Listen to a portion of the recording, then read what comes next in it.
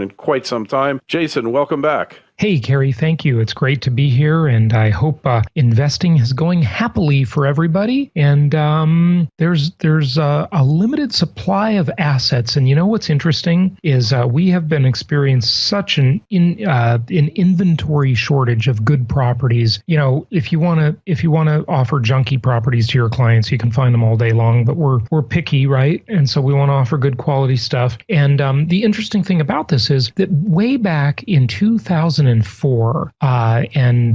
up until, for a few years after that, I used to always share in my seminars with real estate investors an article with Jeremy Siegel and the infamous or famous, depending on which way you look at it, Michael Milton, right? And or Milliken. And they were talking about how they were predicting what they called, quote, a looming asset shortage. Okay. And Jeremy Siegel especially was talking about this, how with growing prosperity through globalization that's lifted over 300 million people out of poverty over the last couple of decades, and the rising tide of the middle class around the world, that there is going to be an asset shortage. And of course, just population in general is increasing. And I heard an interview with Ray Kurzweil recently.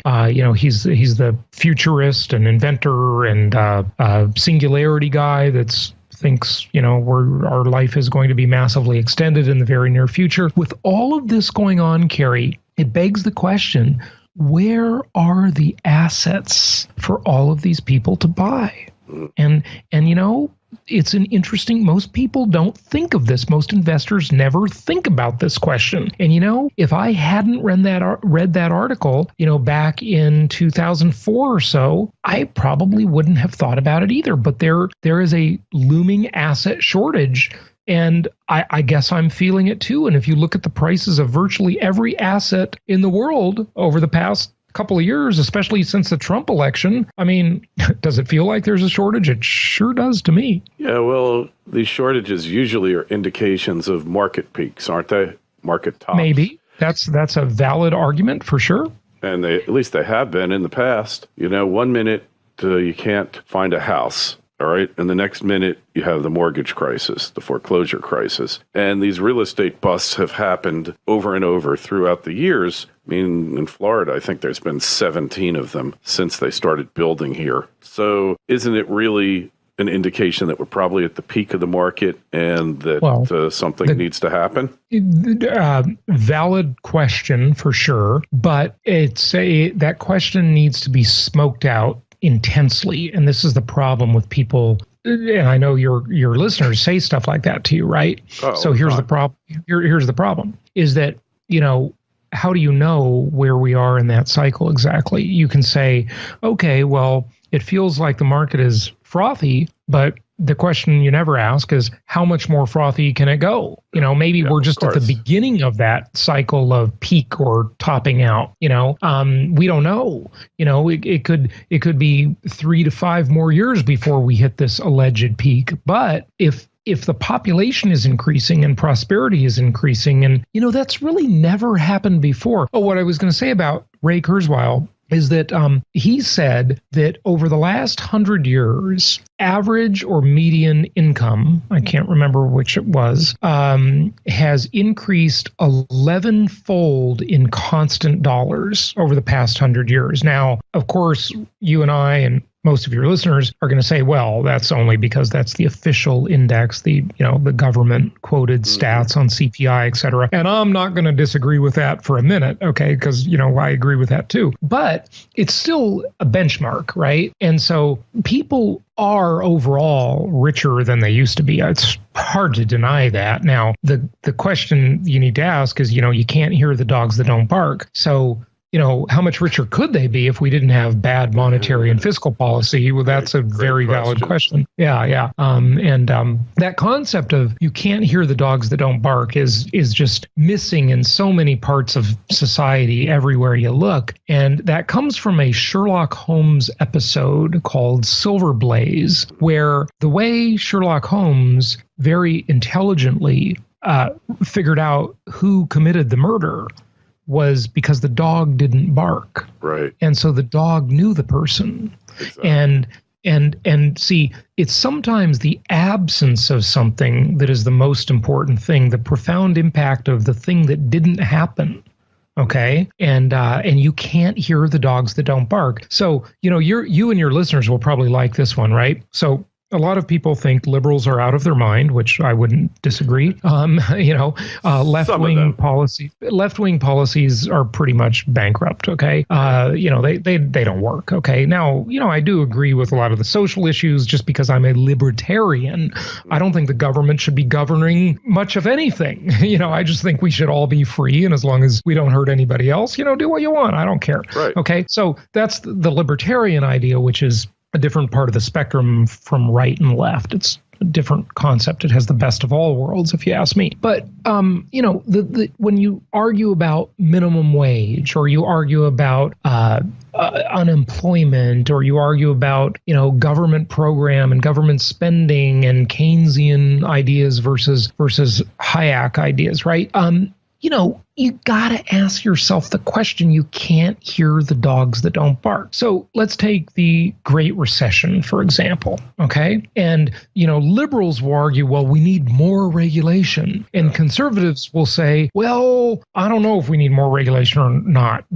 Some will say yes, some will say no. But you can't hear the dogs that don't bark, because the real question is, maybe we had too much regulation, and regulation created the environment to have all of those problems. Of course. Because certainly the regulations created giant semi-monopolies of big entrenched players that were, what was the saying we heard? Too big to fail, right?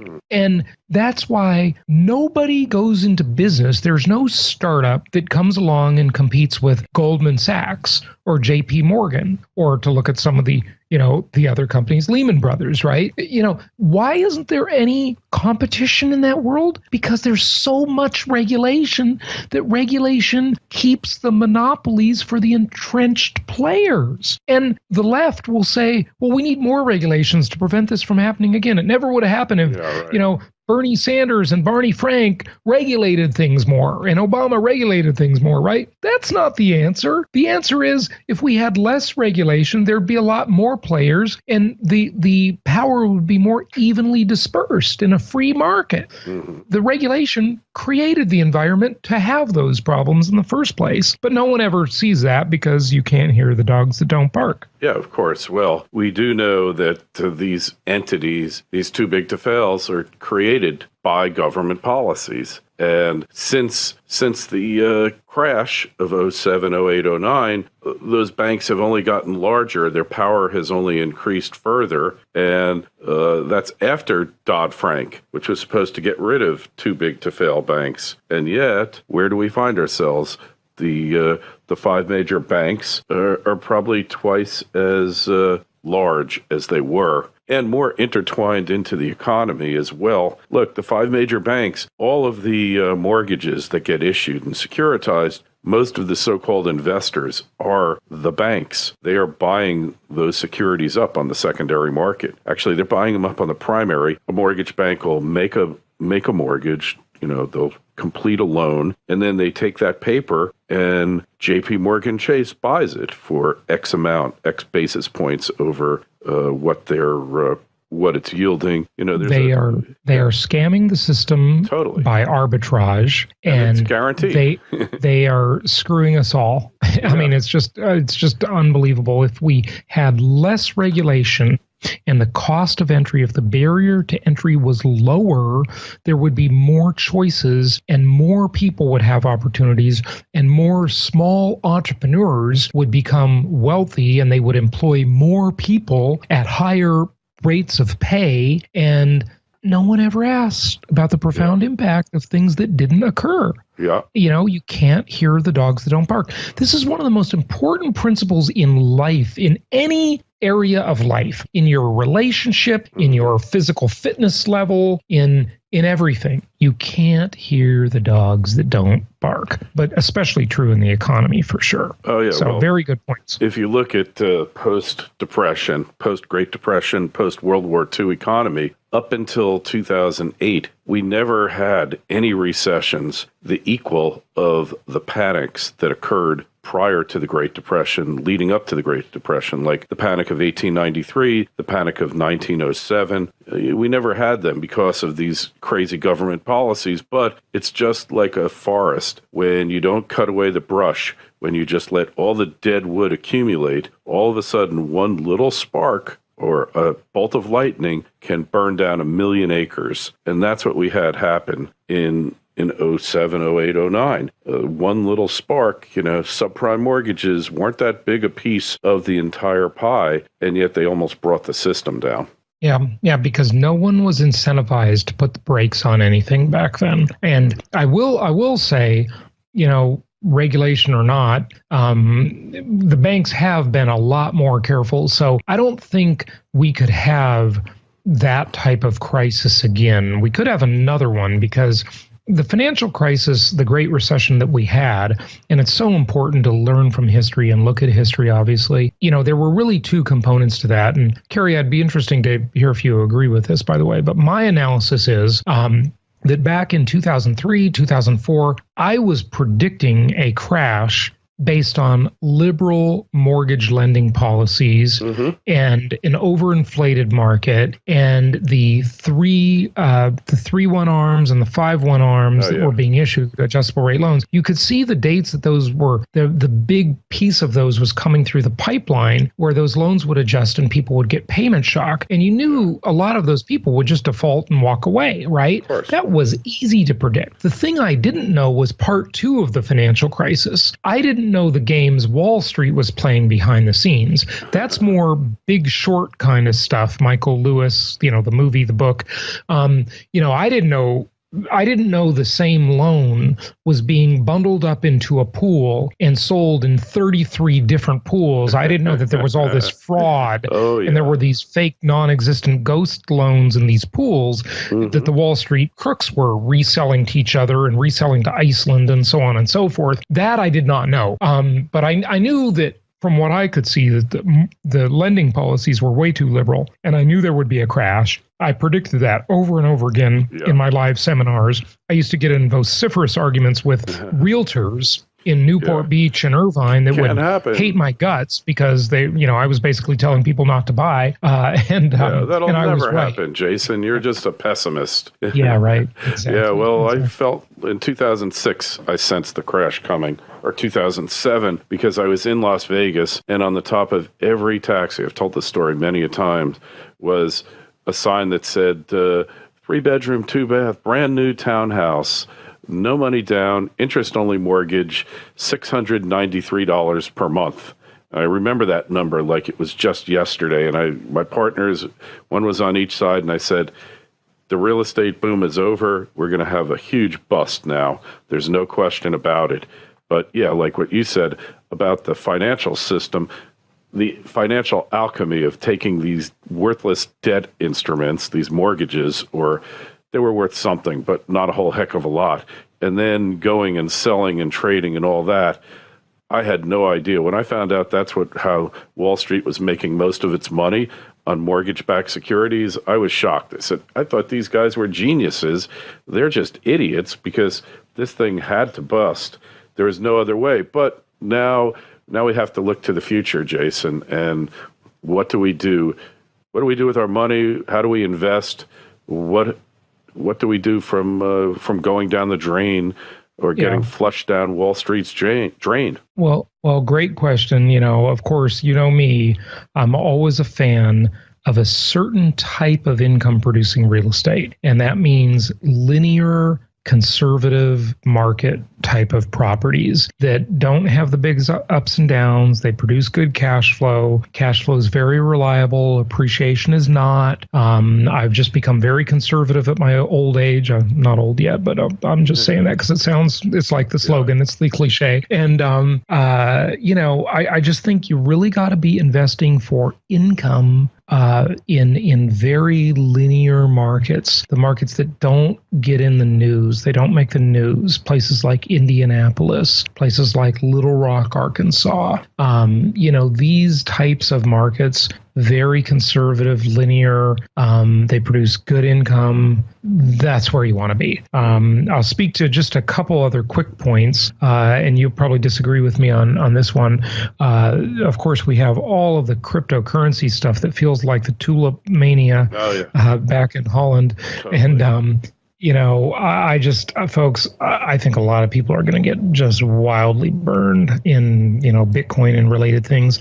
And what I've always said is I would love nothing more than to be wrong about this, because I would love to have an alternative currency. But as the old saying goes, Carrie, never bet against the Fed. The governments and the central banks around the world are the most powerful forces the human race has ever known. They have standing armies, and they have the rule of law on their side. And as soon as you compete with them with a cryptocurrency, which is, I know it's decentralized, they can't stop it. Oh, want to bet? I wouldn't bet on that. They'll criminalize it. They'll criminalize it. The world will criminalize it. They can't stop the drug trade. They can't stop us from trading in, drugs as our currency. We could, people could certainly buy and sell things using cocaine as the currency. But guess what? It's illegal. And you're probably going to eventually get caught and spend time in prison. And that's no fun. So, they'll just criminalize it, and they'll do it under the guise of consumer protection, because they'll maybe engineer or maybe just